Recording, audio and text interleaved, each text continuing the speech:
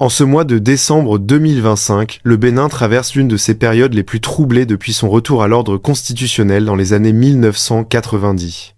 La classe politique, longtemps considérée comme stable dans un espace ouest-africain secoué par des coups d'État successifs, est aujourd'hui marquée par une atmosphère lourde, tissée à la fois de crises internes et de pressions externes fortes. Au cœur de cette tempête, une tentative de coup d'État avorté, un renforcement des forces militaires sous l'égide de la Communauté économique des États de l'Afrique de l'Ouest, et une opposition politique mise sous pression judiciaire et institutionnelle. Le dimanche 7 décembre, 2025 secondes ouvre sur une scène qui aurait pu changer le cours de l'histoire politique béninoise.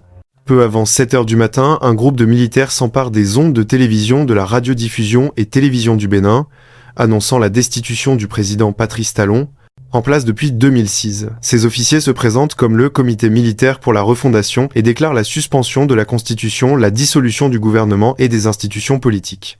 À leur tête, le lieutenant-colonel Pascal Tigri exige un changement radical de cap politique.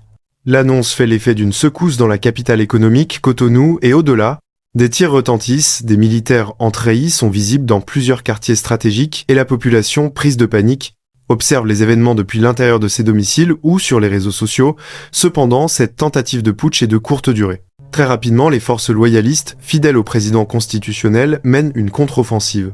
Encadrées par leur hiérarchie et appuyées par des renseignements et des moyens logistiques venus de partenaires régionaux, elles reprennent le contrôle de la situation avant la mi-journée.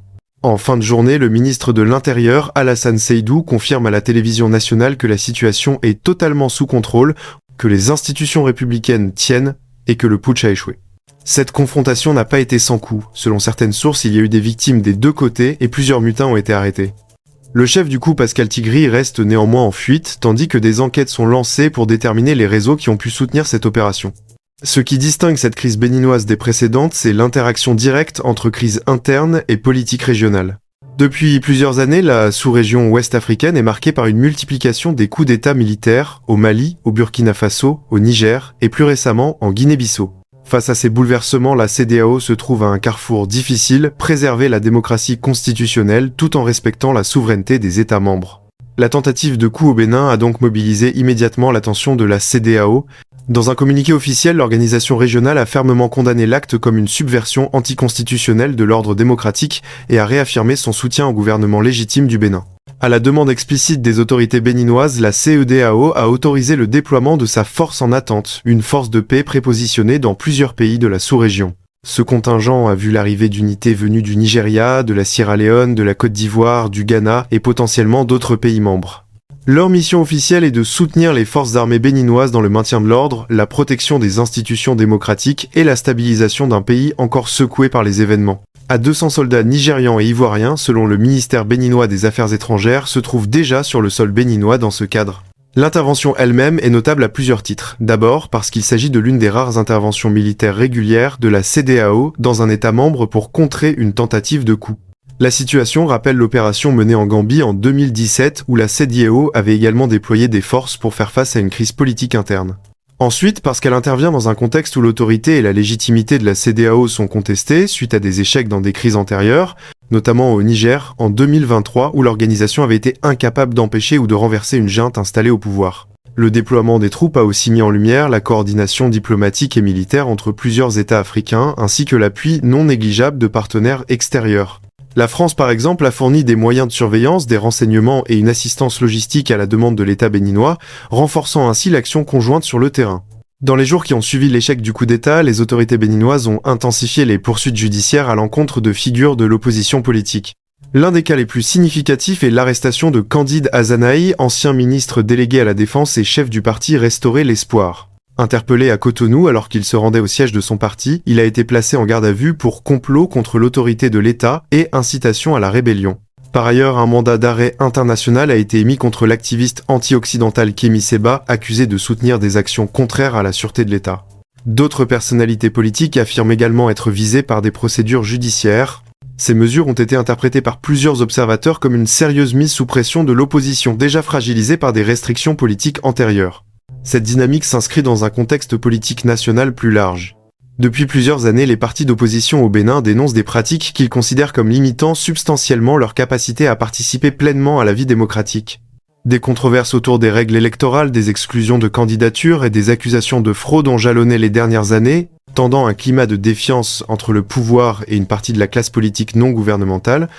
La pression exercée aujourd'hui sur l'opposition après la tentative de coup est, pour certains analystes, à la fois une réponse à la crise sécuritaire et un moyen pour le gouvernement d'affirmer sa domination politique.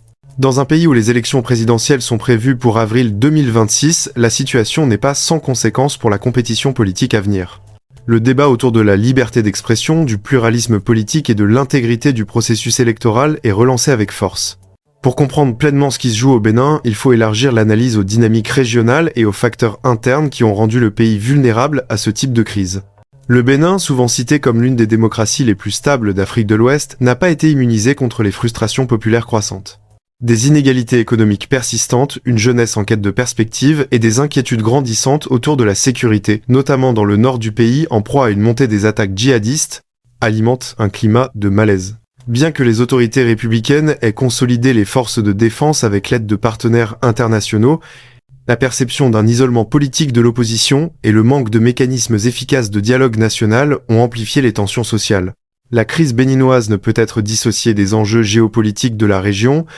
Depuis le coup d'État de 2023 à Niger et les tensions diplomatiques qui s'en sont suivies avec le Bénin, les relations entre les deux pays ont été tendues.